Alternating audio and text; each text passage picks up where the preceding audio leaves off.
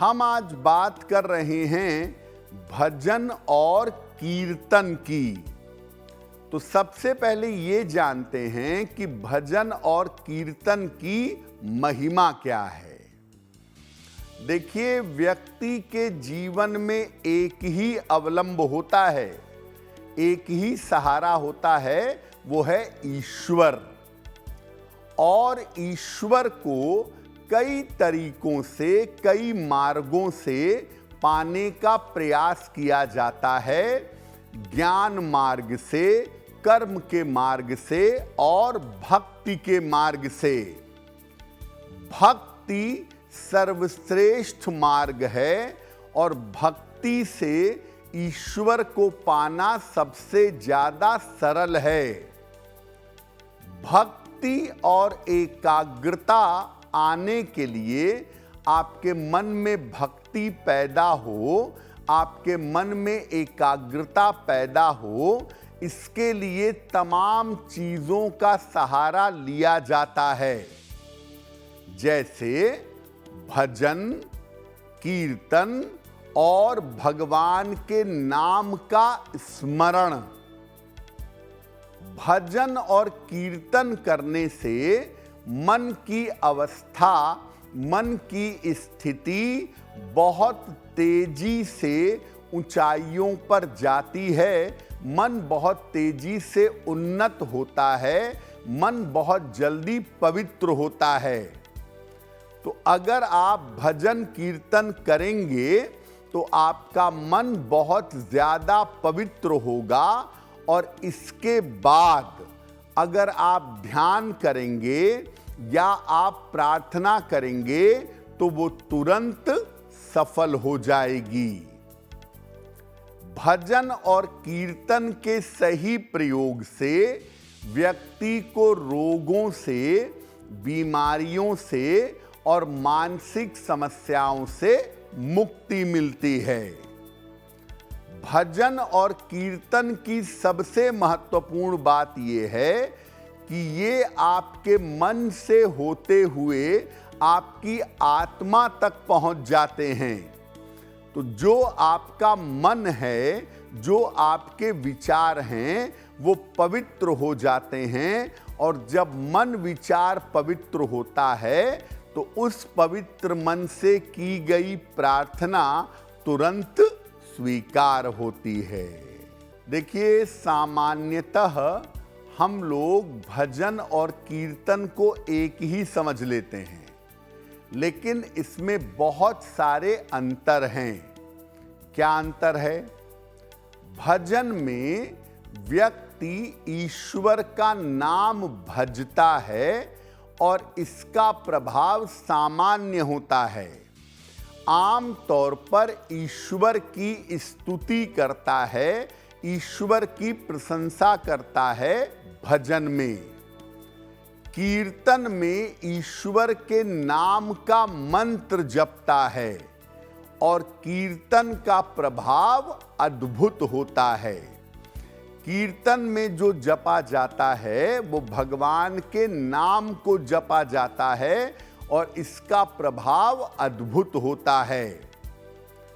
भजन के बाद उपासना करना, पूजा करना आवश्यक नहीं होता, लेकिन जब आप कीर्तन करते हैं, भगवान के नाम मंत्र का कीर्तन करते हैं, तो कीर्तन के बाद उपासना करना जरूरी होता है। भजन एक गीत की तरह है जिसमें भगवान से प्रार्थना की जाती है, भगवान की स्तुति की जाती है, जबकि कीर्तन किसी मंत्र का उच्चारण है। भगवान का नाम जैसे होता है ना, जैसे कीर्तन है हरे राम राम राम हरे हरे, हरे कृष्ण कृष्ण कृष्ण हरे हरे। ये जो भगवान के नाम हैं, इन मंत्रों को जब गाया जाता है, इन मंत्रों पर जब एकाग्र हुआ जाता है तो उसे कीर्तन कहते हैं।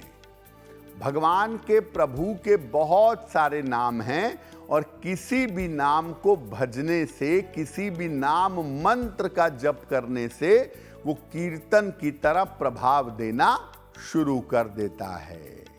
अब जान लेते हैं कि भजन कीर्तन की महिमा क्या है। देखिए, कीर्तन जितने ज्यादा लोगों के साथ किया जाएगा और जितने लंबे समय तक किया जाएगा उतना ही ज्यादा प्रभावशाली होगा। और कीर्तन अगर नृत्य के साथ किया जाए तो रोगों से मुक्ति मिल सकती है।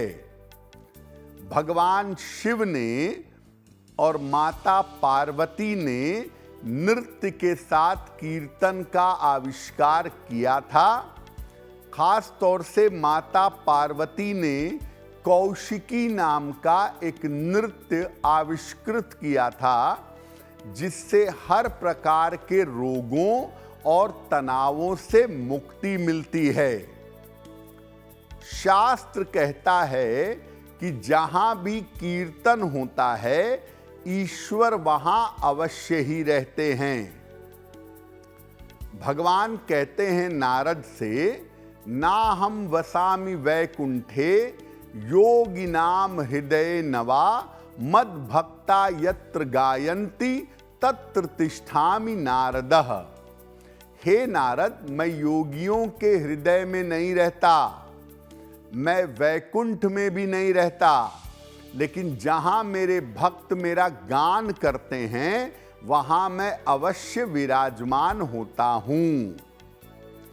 किसी घर या स्थान में अगर आप नियमित रूप से कीर्तन करें तो घर की सारी नकारात्मक ऊर्जा दूर हो जाती है। अगर आप नियमित रूप से कीर्तन करें अपने घर में तो आपके घर की तरंगें इतनी ज्यादा पॉजिटिव हो जाएंगी कि उससे पूरे घर का माहौल बदल जाएगा। अब ये जानते हैं कि कीर्तन करेंगे कैसे ताकि मानसिक और आत्मिक लाभ आपको हो सके।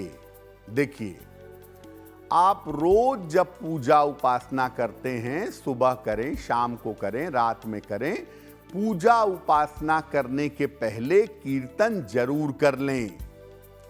कीर्तन करते समय या तो हाथ जोड़े रहें या तो दोनों हाथ ऊपर की तरफ रखें और भगवान का स्मरण करते हुए जो उनके नाम मंत्र का कीर्तन है वो करते रहें।